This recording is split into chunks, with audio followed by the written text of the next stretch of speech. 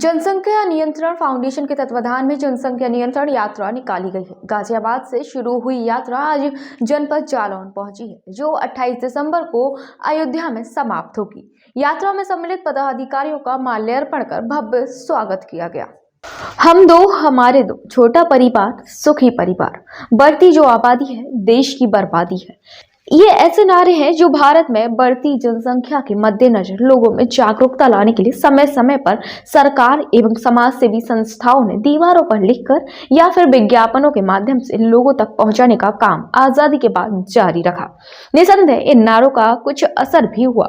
आज जनसंख्या नियंत्रण फाउंडेशन के तत्वाधान में जनसंख्या नियंत्रण यात्रा जालौन पहुंची है। जालौन नगर क्षेत्र के देवनगर चौराहे पर स्थानीय नेताओं ने यात्रा निकालकर फाउंडेशन के पदाधिकारियों का माल्यार्पण व पुष्प बरसा कर स्वागत किया है। आपको बताते चले कि यह यात्रा 4 दिसंबर को गाजियाबाद से शुरू हुई थी, जो कि उत्तर प्रदेश के विभिन्न स्थानों से होकर 28 दिसंबर को अयोध्या नगरी में जाकर समाप्त होगी।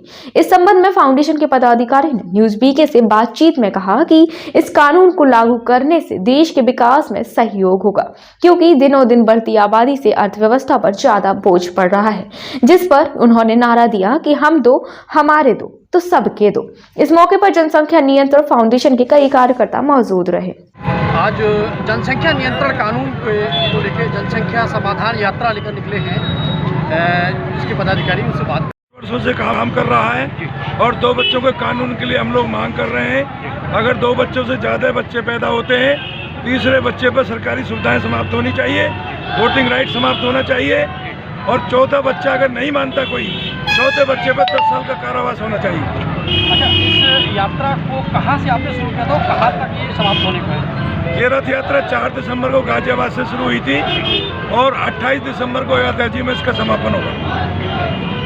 और क्या प्रमुख मांगे हैं जो सरकार तक आप पहुंचाना चाहते हैं? हम सिर्फ 2 बच्चों के कानून की मांग कर रहे हैं उत्तर प्रदेश सरकार से, और माननीय मुख्यमंत्री जी ने इस पर काम भी किया है, परंतु कुछ लोगों की वजह से उसमें गलत प्रावधान हुआ था, जिसका हमने विरोध किया है।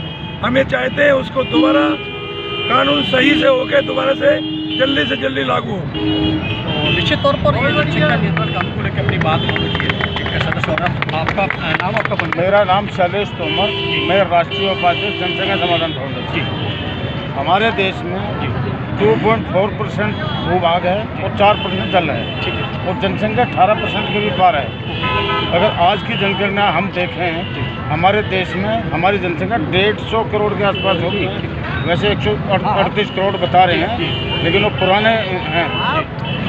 हमारी तो यही मांग है कि जाति धर्म को छोड़ते हुए समान रूप से 2 बच्चों का कानून पूरे भारतवर्ष में लागू होना चाहिए। इस कानून को लागू होने से क्या क्या फायदे होने वाले हैं वो बताएं जरा।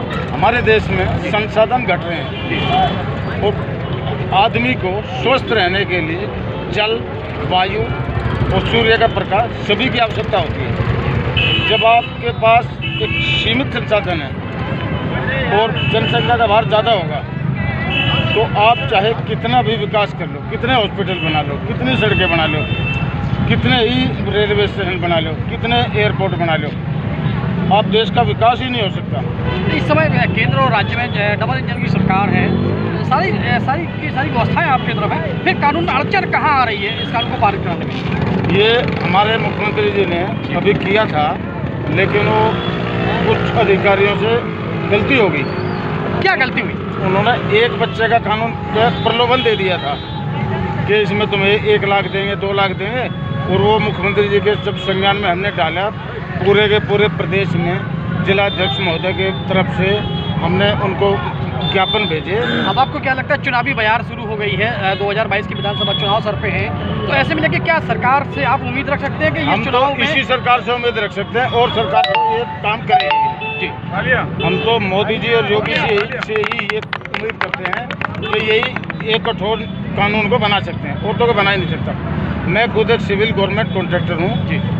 1 साल में 1.5 से 2 करोड़ का मैं टैक्स देता हूँ जी, लेकिन मुझे नहीं पता वो टैक्स मेरा कहाँ जा रहा है, और मेरे और भी भाई दुनिया भर का टैक्स दे रहे हैं, लेकिन वो टैक्स को पता नहीं कौन कहाँ कैसे खाया जा रहा है, कैसे मिसयूज हो रहा है। मतलब कुल मिलाकर अगर जनसंख्या कानून लागू होता है तो निश्चित तौर पर कहीं ना कहीं राष्ट्र के विकास में सहायक होने वाला है। बिल्कुल सहायक होगा, विकास इससे होगा।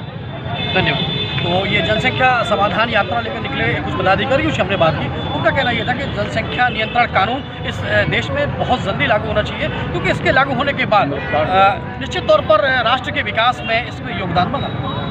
PK University. Build a great career at PK University. Admission open for Medical Science, B Pharma, M Pharma, BSc, BTech, MTech and Polytechnic Diploma. Contact now www.pkuniversity.edu.in. Address Thandra Village, Jhansi Road, Shivpuri.